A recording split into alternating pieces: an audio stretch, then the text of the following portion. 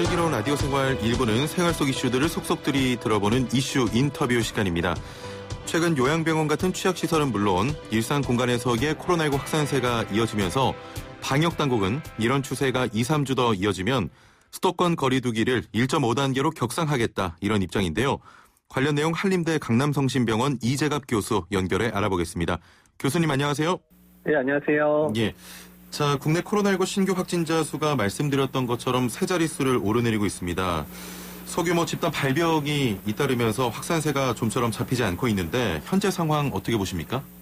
예, 오늘만 해도 지금 국내 확진자가 113명이고 예. 외국에서 들어온 분 33명이어서 100명대 넘는 날이 계속되고 있기는 하거든요. 예. 어쨌든 여기저기서 집단 발병 양상의 발병들이 계속되고 있습니다. 요양원이나 요양시설, 요양병원 이런 데뿐만 아니라 예. 지인들과의 만남이라든지 헬스장 이런 데서 아주 우리 삶과 밀접한 그런 관련 있는 데서도 집단 발병이 발생을 하고 있어서요. 예. 일단 지역사회 감염이 한동안 계속 유지될 것 같다 이렇게 생각을 하고 있습니다. 예. 지금 말씀하신 것처럼 얼마 전까지 사우나 요양시설 중심으로 확진자가 발생을 했는데 네. 지금은 지하철역이나 가족 모임 등 일상생활 전반으로 확산세가 퍼졌다 이런 말씀이신 거죠? 예, 그렇습니다. 그래서 일단은 지역사회 내에 그런 감염자의 숫자가 계속 늘어나고 있는 측면들이 보이고 있어서요. 예. 이런 상황들 통해서 만약에 좀 대규모로 발생할 수 있는 그런 상황이 맞닥뜨려지면 예. 또 많은 확진자가 나올 수도 있기 때문에 지금 상황들을 좀 잘 조심하면서 지내야 되지 않을까 이렇게 생각을 하고 있습니다. 예. 자, 지난 10월 31일 할로윈데이가 10여일이 지났습니다. 네. 좀 아직 잠복기라고 봐야 될까요? 일단은 이제 할로윈의 영향이 눈에 띄게 보이지는 않는데요. 예, 예. 근데 다만 지역사회 내에서의 이제 발병 양상들이 조금 계속 말씀드린 대로 생활 밀착시설에서 발생을 하잖아요. 예. 그러니까 아마도 할로윈에서 직접적인 영향을 보이지는 않지만 아마도 눈에 안 보이는 그런 숨어있는 감염자들이 아마 지역사회 내에 확산됐고 그런 게 지금 이제 겉으로 드러나는 게 아닌가 이렇게 생각을 해볼 수는 있습니다. 예. 자, 오늘 146명의 신규 확진자가 추가가 됐고요. 나흘째 세 자리 수를 기록하고 있는데 어제 질병청에서 환자 한 명의 전파력을 보여주는 감염 재생산 지수가 전국은 1.07이고요. 수도권은 1보다 네. 약간 낮은 상황이라고 했는데 이게 어느 정도를 얘기하는 겁니까? 이제 기초 재생산 지수는 한 명의 감염자가 감염이 가능한 기간에 평균적으로 몇 명을 감염시키는지를 통계적으로 처리한 건데요. 예. 일일이 넘는다는 얘기는 한 명이 한 명을 감염시켰다 정도의 수준인 겁니다. 예. 그러니까 아직까지는 그런 감염을 시키는 정도가 심하지는 않다는 거죠. 한 명이 한 명 정도니까. 예. 근데 다만 이 숫자가 1.5 또는 2 이렇게 올라가면 기하급수적으로 숫자가 늘어날 수 있는 상황이고요. 예. 그리고 저희가 이제 기초 재생산 지수가 이제 안정됐다고 얘기하는 건 적어도 1 미만 또는 한 0.5 미만이면 유행이 잦아들고 있다라고 표현을 하거든요. 예. 어쨌든 유행은 잦아든 게 아니고 언제든 1 이상으로 올라갈 수 있는 시기겠다 이렇게 생각하시면 될 것 같습니다. 예. 자, 지금 보건당국에서 수도권 확산세가 이대로라면 2, 3주 뒤에는 충남 천안과 안산, 강원 원주처럼 사회적 거리 두기를 1.5단계로 상향할 가능성이 있다 이렇게 경고했는데 네. 현재 추세로 볼 때 상향 조정이 필요하다고 보십니까? 일단 이제 심각하게 고려를 해야 됩니다. 그러니까 예. 수도권이 이제 지금 이번에 바뀐 거는 권역별로 확진자 숫자에 따라서 이제 올리게 돼 있는데요. 그러니까 수도권이면 100명, 다른 지역은 30명 이상의 확진자가 일주일 평균 올라가면 올리게 돼 있는데 예. 수도권이 100명까지는 안 가는데 거의 100명이 가까운 숫자가 지금 거의 4, 5일째 계속 발생을 하고 있거든요. 예예. 그리고 말씀드린 대로 계속 생활 밀착 시설에서 이런 게 발생한다는 얘기는 지역사회 내 감염이 어느 정도 확산돼 있다는 것을 반증하기 때문에 그러니까 이런 상황에서는 이제 국민들께서 사회적 거리두기를 강화하셔야 확진자가 늘어나는 상황들을 좀 막을 수 있기 때문에 일단 지금 상황이 계속 유지된다면 사회적 거리두기 강화에 대한 측면들을 심각히 고려해야 된다는 생각이 듭니다. 예. 자, 현재 사회적 거리 두기를 5단계로 세분화해서 시행하고 있는데 네. 1.5단계로 상향 조정된다면 어떤 부분이 달라지는 겁니까? 일단 이제 기본적으로 1.5단계가 되면 일단은 이제 여러 시설들에 대한 이용이 조금씩 이제 강화가 되는데 특히 유흥시설 같은 경우는 이제 상호 4평방미터다. 그러니까 2m 곱하기 2m 되는 공간 안에 예. 한 명 정도만 들어올 수 있게 한다든지, 또 노래 연습장이나 뭐 이런 데도 다 마찬가지고 실내 스탠딩 공연장 이런 데도 다 이제 면적당 이제 들어올 수 있는 인원이 제한이 되고요. 예. 식당하고 카페들도 적어도 테이블 간에 이제 거리두기 한 1m 정도는 뛰거나 아니면 좌석 간에 이제 뭐 칸막이를 설치해야 되는 그 식당의 범위가 지금은 150평방미터 이상인데 50평방미터 이상 이런 식으로 조정이 되고요. 예. 뭐 결혼식장이나 이런 사람들이 많이 모이는 데서도 인원 제한이 시작이 됩니다. 그래서 실질적으로 사회적 거리두기가 강화되면서 우리가 보통 이제 사람이 많이 모여서 언제든 집단 발병이 가능한 곳들은 이제는 이제 영업이 제한되는 것까지는 아니지만 예. 거기에 들어갈 수 있는 인원이 제한될 수 있겠다 이렇게 생각하시면 될 것 같습니다. 기존에 3단계로 진행을 했을 때 네. 예. 방역 수준도 너무 강하고 해서 네. 경제에도 큰 타격이 있었거든요. 1.5단계로 넘어가면 경제적으로 봤을 때 어떤 영향이 있겠습니까? 일단은 이제 뭐 유흥시설이라든지 그러니까 지금 중점관리시설에 해당되는 데는 이제 인원이 이 정도 되게 되면 반 정도로 줄여서 영업을 해야 되는 상황이 되기는 합니다. 예. 예, 이제 그렇기 때문에 좀 약간 이제 영업에 제한이 되기는 할 텐데요. 근데 예전에 2단계 올랐을 때보다는 조금 완화된 측면들이 있기는 있거든요. 그때 당시에는 굉장히 좀 심했잖아요. 예, 그렇죠. 그리고 2.5단계 올라갔을 때는 뭐 식당 같은 게 9시 이후에 아예 뭐 영업이 안 됐고, 그다음에 카페도 이제 테이블에 앉아서 식당 못하고 다 테이크아웃 하셨잖아요. 이제 그런 단계는 좀 더 위로 올려놓기는 했거든요. 예. 근데 어떻든 지금의 1.5단계도 사회적 거리두기 단계 효과가 나타날 만큼 정도의 그런 수준으로는 강화가 돼 있네. 예. 어떻든 간에 이제 지금 같은 상황에서는 국민들께서 자발적으로 사회적 거리두기를 잘 지키셔서 그래서 일단 1.5단계 안 올라가게 하는 게 이런 영업장을 운영하는 분들에게나 어떤 경제적인 측면에서는 더 중요할 수도 있을 것 같습니다. 예. 자, 경제적인 부분에 대해서 이야기해봤고 그렇다면 1.5단계로 넘어가면 방역에 효과가 있습니까? 일단 뭐 이제 이게 단계를 올린다는 것 자체가요. 그러니까 일단 영업장의 그런 운영이라든지 뭐 결혼식장, 장례식장 이런 거에 운영이나 이런 부분들이 어느 정도 제한되는 측면들이 있긴 있지만 전달되는 메시지가 더 중요하기는 합니다. 그러니까 지금의 상황에서 사회적 거리두기가 올라갈 만큼 우리나라 상황이 조금씩 심각해지고 있다는 것들을 국민들한테 전달하는 목적이 제일 중요하거든요. 어떻게 보면 좀 경각심을 주는 차원이다 이렇게 생각하시는 거죠? 그러니까 그 부분이 더 중요하죠. 왜냐하면 이런 것들을 아무리 제한을 하더라도 국민들께서 그냥 예전처럼 사용을 하고 이용을 해버리시면 뭐 방법이 없거든요. 근데 어쨌든 국민들께서 먼저 움직여주시는 게 사실 중요하다고 생각이 들고 우리나라가 좀 재밌는 결과들이 많은데요. 그러니까 사회적 거리두기 단계를 올리거나 말거나 간에 확진자 수가 늘어나거나 자기가 살고 있는 지역에 확진자가 늘어나면 국민들께서 알아서 자발적으로 사회적 거리두기 실천을 했다는 그런 레포트들이 상당히 많이 나오고 있습니다. 그래서 이제 그런 측면들도 고려하시면 좋을 것 같습니다. 예. 자, 1.5단계, 2.5단계 등 이야기는 계속되는데도 아직도 좀 뭐가 달라지는지 이해하기 어려운 부분도 있는데 달라진 사회적 거리두기 5단계 어떻게 구분되는지 간략하게 설명 좀 부탁드리겠습니다.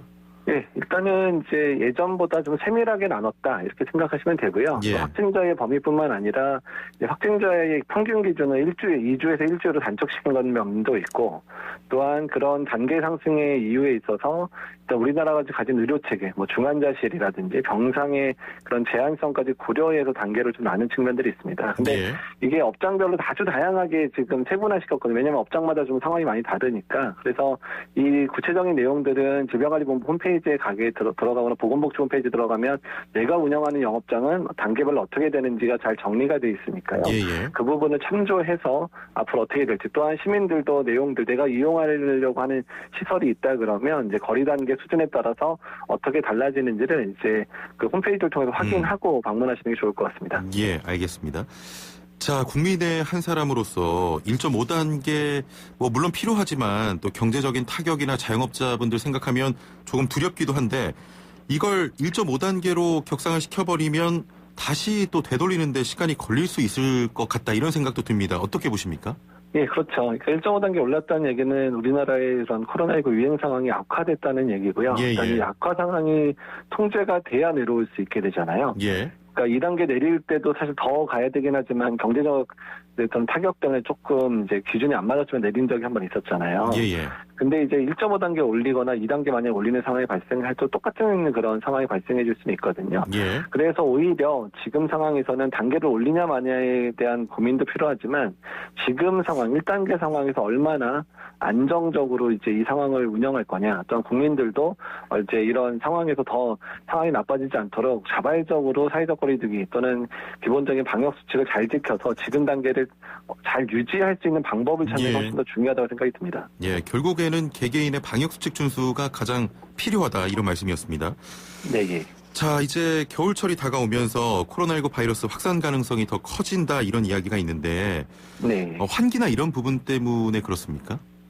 네, 그렇죠. 그러니까 우리가 이미 경험을 했는데요. 8월 달에 장마가 길어지면서 예. 실내 활동이 늘어났고 그러면서 8월 중순부터 2차 유행이 이제 확산되는 걸 우리가 이미 목도했고 지금도 2차 유행의 꼬리가 계속 이어지고 있잖아요. 예. 그러니까 마찬가지로 이제 겨울철 같은 경우에 계속해서 날씨가 추워지거나 그러면 실내 활동을 많이 하시게 되면 환기나 이런 게 제대로 안 된 상황에서의 실내 활동이 되고 만약에 뭐 가까운 분들이라 그래서 뭐 마스크 안 쓰고 실내 생활을 하게 되면 일단은 그 안에서의 확산이 상당히 이제 위험해질 수도 있거든요. 예. 또 겨울철이 우리나라가 최근에 계속 겨울이 좀 길어지고 있잖아요. 11월 그렇습니다. 말부터 뭐 거의 2월 말까지 계속 추운 날씨가 반복되다 보면 예. 어떻든 그런 실내 활동의 증가와 더불어서 확진자가 계속 늘어날 수도 있고 또 독감 유행도 겹칠 수 있는 문제들이 있어서 예. 어떻든 겨울철에 실내 활동을 어떻게 안전하게 할 건가에 대한 고민들도 이제 시작을 하셔야 됩니다. 예. 그러면은 겨울철에 환기는 어떻게 해야겠습니까? 그러니까 이제 문을 뭐 계속 열어놓고 생활할 수는 없으시니까 예. 보통 저희 이제 우리가 여름철에도 비슷한 얘기 들었지만 2시간 동안 이제 실내 이상 있게 되면 10분 정도는 그 환기를 시켜라 이렇게 얘기를 하고 있어서 정기적으로 시간을 맞춰서 환기를 해주시는 게 상당히 중요하고요. 예. 그리고 환기가 안 되는 구조들이 있잖아요. 그러니까 중앙난방식으로 돼 있고 창문이 없는 구조 같은 경우는 이런 공조 시스템들을 담당하는 분들 통해서 외부의 공기가 많이 순환돼서 깨끗한 공기로 이제 순환될 수 있는 그런 공조의 방법들도 그런 건물마다는 고민을 해주셔야 됩니다. 예. 조금 전에 살짝 언급하셨는데 이 독감과 코로나19 동시 감염, 뭐 트윈데믹 이런 것도 우려를 해야 되는 겁니까? 예, 일단은 이제 독감 환자들이 지금 산발적으로 이미 병원에 오기 시작했거든요. 예. 근데 이제 독감 증상과 코로나19 증상이 유사하기 때문에 진단 측면에 있어서도 의료진이 상당히 고민을 하고 있고 또한 둘 다 합병증이 발생하면 폐렴 발생하거나 중환자실로 가는 환자들이 늘어나서 의료 체계에 상당한 부담이 될 수 있기 때문에요. 근데 어쨌든 예방 수칙은 독감이나 코로나나 같습니다. 그래서 마스크 잘 쓰고 손위생 잘하고 뭐 사람들과의 만남 줄이는 이런 방법들을 잘하면 코로나도 잡지만 독감도 잡을 수 있거든요. 그래서 일단 기본적인 그런 이제 코로나 수칙을 잘 지켜주시면 예. 독감 유행도 막을 수 있다 생각해 주시면 좋을 것 같습니다. 일각에서 독감 백신 맞으면 코로나에는 오히려 안 좋다 이런 이야기도 나오는데 잘못된 말입니까? 예, 전혀 이제 그런 상황의 논문이나 이런 게 나온 적은 전혀 없고요. 일단은 독감 백신 맞아서 일단 독감에 안 걸리도록 하는 게 의료진 입장에서는 고민의 범위를 줄일 수 있는 측면들이 또 되고요. 그렇습니다. 또한 이제 이후에 이제 코로나 백신 요새 뭐 나온다는 얘기 나오지만 예. 어쨌든 코로나 백신 나오면 또 국민들께서 또한 백신 정부에서 지정하고 또 안내하는 대로 접종을 잘해 주시는 게 또한 이 코로나 상황을 안정시키는 가장 중요한 상황이 될 수도 있습니다. 예. 자, 백신 이야기 좀 나눠보겠습니다. 어제 뭐 하루 종일 화제가 됐는데 네. 어제 중대본에서 브리핑을 저도 봤는데요. 내년 하반기에 백신을 맞게 하겠다 이런 이야기를 했습니다. 1년 동안은 이런 상황이 그럼 계속된다는 말인 거죠? 예, 그렇습니다. 그러니까 일단 백신이 이제 뭐 첫 백신이 승인이 될까 말까 하는 상황이라서 그게 대량 생산되고 또 우리나라에서 수입하고 또 백신을 분배하고 이런 과정까지 생각하면 내년 하반기나 돼야지 우리나라 내에 접종도 시작될 거고요. 예. 그러니까 그러다 그렇게 생각하면 일단은 계속 사회적 거리두기를 충분히 잘 지켜서 지금처럼 유행의 상황이 악화되지 않도록 하는 거를 내년 하반기까지 또는 백신이 또 들어온다고 한꺼번에 뭐 전 국민이 맞을 정도가 들어오지 않기 때문에 아마 전 국민이 맞으려면 거의 1년 정도의 시간이 걸릴 가능성이 상당히 높습니다. 1년이요? 그렇기 때문에 그래서 내년 하반기부터 시작되면 내후년 상반기까지는 접종이 계속 이루어질 가능성이 높기 때문에 어쨌든 유행 상황 자체가 많이 안정될 때까지는 좀 많이 힘드시더라도 지금처럼 이제 사회적 거리두기를 잘 지키시면서 또한 개인적인 일상생활들을 잘 영위하고 경제도 지켜가면서 잘 버티는 게 현재는 중요한 것 같습니다. 예, 그래도 한 2년 정도는 더 기다려야 되겠군요. 종시까지요? 예, 종식 또 2년 이후에도 종식이라기보다는 예. 아마도 겨울마다 유행하는 바이러스로 토착화될 가능성은 높은데요. 어떻든 간에 우리가 지금처럼 느끼는 그런 심각한 상황은 최소한 백신 접종이 어느 정도 마무리될 때쯤에 가능해지지 않을까 생각을 한다는 겁니다. 근데 일각에서는 이 백신을 맞은 사람이 더 위험한 전파자가 될 수 있다 이런 이야기도 나오는데 어떻게 보십니까? 이제 그 부분은 이제 백신의 효과가 떨어지게 되고 만약에 백신 효과가 우리가 생각했던 것보다 오래 가지 않게 되면 백신을 맞았는데도 걸리면 그 사람은 백신 맞았는데 걸렸다고 생각을 안 하게 되잖아요. 이제 그런 문제를 걱정을 하시는 건데요. 일단 아직 백신의 효과라든지 백신의 지속성에 대한 부분들은 연구가 지속되고 있어서 그게 어느 정도인지에 대한 부분들은 결과가 나와봐야 알 수 있어서 그거는 그때 가서 걱정해도 늦지는 않을 것 같습니다. 자, 미국에서는 화이자 백신이 내년 상반기쯤에는 상용화가 가능할 것으로 기대한다는 입장인데 가능하겠습니까? 네. 일단은 뭐 지금 중간 결과가 아직 좀 많이 기다려야 됩니다. 한 달 정도는 기다려야 이제 최종 결과가 나올 상황이라서. 하지만 이제 지금 중간 결과는 많이 고무적이기는 하고요. 일단은 이제 최종 결과가 나오고 나면 이제 대량 생산이 시작될 거기 때문에 아마도 내년 상반기에는 이제 미국을 중심으로 접종이 먼저 시작이 될 거고 미국에는 독일 중심으로요. 그 다음에 대량 생산이 가능해지면 차근차근 또 다른 백신들도 비슷한 시기에 아마 허가가 될 거로 예상을 하고 있어서 아마 전 세계적으로 보급이 되는 시기는 내년 상반기 이후는 될 거로 생각을 하고 있습니다. 아, 그렇군요. 임상에서 90% 이상 예방 효과를 보였다고 하는데 이게 90% 정도 완성됐다 이렇게 느끼면 되겠습니까? 아직까지 그게 결론이 난 건 아니고요. 중간 결과 자료입니다. 그러니까 아직 한 38,000명 맞췄고 1차, 2차 접종까지 했는데 아직 2차 접종 끝나고 나서 한 달이 안 됐거든요. 단계 환자들이. 그래서 이게 이제 이 결과가 최종까지 얼마나 이제 이어질 거냐도 이제 관건이 될 거고요. 또 더 중요한 거는 백신을 2번 맞고 나서 백신 효과가 3개월 될 건지 6개월 될 건지 1년 갈 건지 이것도 중요하거든요. 그 결과까지 기다리려면 상당한 기간이 있어야 최종의 백신 효과가 나오긴 할 것 같습니다. 계속 그 조바심이 좀 나서 이 백신이 영하 80도에서 보관을 해야 한다. 70도에서 80도 정도. 이런 콜드체인 시스템을 문제없이 구축할 수 있을까 이런 고민도 좀 들거든요. 최근에 백신 유통 과정에서 문제가 좀 있었잖아요. 앞서간 고민입니까? 일단은 그 부분은 회사 차원에서도 운송이 가능한 형태의 패키지 같은 것들을 구상을 하고 있기는 한 것 같고요. 그 다음에 이제 그게 병원에 도착하고 나서는 이제 녹여서 접종을 해야 되잖아요. 근데 이제 그런 녹여서 이제 냉장 온도에서는 한 5일 정도까지는 또 접종이 가능하거든요.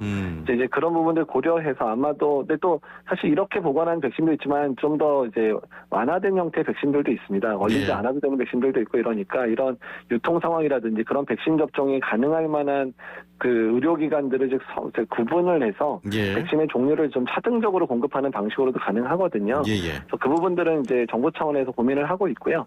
일단 그런 분들 민간 전문가들도 의견을 내서 일단은 백신 접종 특히 콜드체인 유지에 문제가 없도록 하는 방법들은 지금부터 고민을 시작해야 될 것 같습니다. 알겠습니다. 자, 화이자 백신 소식에 생활 방역이 좀 흐트러질까 우려하는 분들도 있는데 조금 더 시간을 가지고 지켜봐야겠죠? 그렇습니다. 뭐 백신 이제 연구가 중간 결과밖에 안 나온 상황인데 이것 때문에 벌써 우리는 이제 뭐 코로나보다 자유롭다 이렇게 얘기하기는 너무 이른 시기고요. 또 백신 접종이 국민들은 기대를 많이 하니까요. 그만큼. 또 전 국민들이 다 맞을 때까지는 더 많은 시간들이 걸릴 거기 때문에 일단은 지금은 차분하게 결과를 기다리면서 앞으로 희망이 있다 정도로 그냥 생각을 해주시면 좋겠습니다. 알겠습니다. 오늘 말씀 감사합니다. 감사합니다. 네, 지금까지 이재갑 한림대 강남성심병원 교수였습니다.